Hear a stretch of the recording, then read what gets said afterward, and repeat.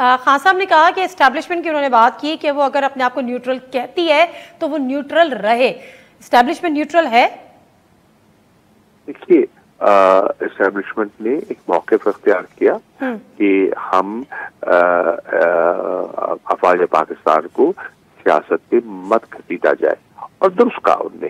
میں بالکل ان کی اس بات سے اتفاق کرتا ہوں کہ بلا وجہ انہیں نہ سیاست میں ملوث کرنا چاہیے، نہ گھسیٹنا چاہیے، اور نہ ان پر اس قسم کی تہمت بازی اور الزام تراشی ہونی چاہیے. یہ ملک کے مفاد بھی نہیں ہے.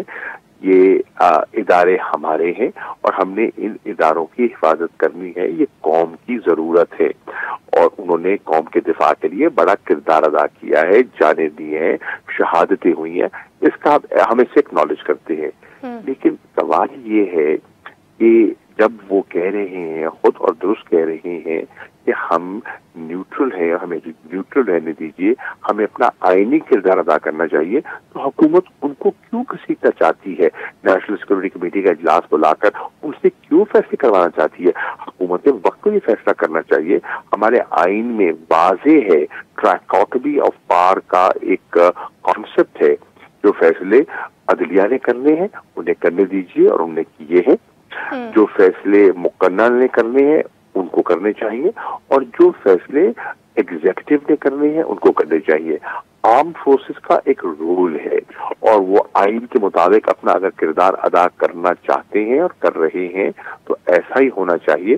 ان کو بلا وجہ سیاست پہ ملوث نہیں کرنا چاہیے. اور اگر حکومت چاہتی ہے کہ ہمارے یہ ادارے عوام سے ٹکرائیں تو یہ ملک کے مفاد میں نہیں ہوگا، اور انہوں نے کبھی ایسا نہیں کیا، کیونکہ عوام میں ان کی ایک ساکھ ہے، ان کی ایک مقبولیت ہے، ان کی ایک شہرت ہے، اور میرا نہیں خیال کہ وہ اپنی ساکھ کو اس امپورٹڈ حکومت کے لیے داؤ پر لگائیں گے. ٹھیک ہے، لیکن شاہ صاحب آپ صحیح کہہ رہے ہیں، اداروں کو نہیں گھسیٹنا چاہیے، لیکن کل ہم نے دیکھا جب شیریں مزاری صاحبہ کی گرفتاری اور پھر اس کے بعد رہائی، اور پھر اس کے بعد ان کا وہ بیان جس پہ وہ D G I S P R سے مخاطب تھی کہ ہمیں جواب دیں، کیونکہ انہوں نے کہا کہ ویگو تو نہیں آئی تھی لیکن سفید ڈالا تھا، اور انہوں نے کہا کہ ہمیں انہی اداروں کے یہ لوگ لگتے ہیں.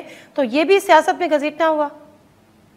میں نے تو جو ان کی اسٹیٹمنٹ سنی جب میں ٹریول کر رہا تھا، کیونکہ ملتان میں جلسہ تھا، میں ملتان میں تھا، ٹریول کر رہا تھا اسلام آباد کی طرف، جو اسٹیٹمنٹ میں نے ان کی سنی، اس اسٹیٹمنٹ میں انہوں نے رانا ثناء اللہ جو ہمارے وزیر داخلہ ہیں اور شہباز شریف صاحب کی حکومت پر الزام لگایا تھا. صحیح بات ہے، صحیح بات ہے. لیکن اچھا چلیے میں واپس آزادی مارچ پہ آ جاتی ہوں. کتنا مختلف ہوگا یہ لانگ مارچ اور یہ دھرنا 2014 کے لانگ مارچ اور دھرنے سے؟ نہ یہ لانگ مارچ ہے نہ یہ دھرنا ہے، یہ حقیقی آزادی کی ایک قومی جستجو ہے جو تحریک انصاف تک محدود نہیں ہے. ہم اس پہ تمام ذی شعور پاکستانیوں کو دعوت دے رہے ہیں، چاہے ان کا کسی مکتبہ فکر سے تعلق کیوں نہ ہو، چاہے وہ طالب علم ہیں، چاہے وہ علماء ہیں، چاہے وہ دانشور ہیں، چاہے وہ طالب علم ہیں، چاہے خواتین ہیں، چاہے وہ آفیسرز کی فیملیز ہیں، وہ سب اس میں حصہ ملائیں، کیونکہ پاکستان کی وقار اور پاکستان کی عزت کا سوال ہے.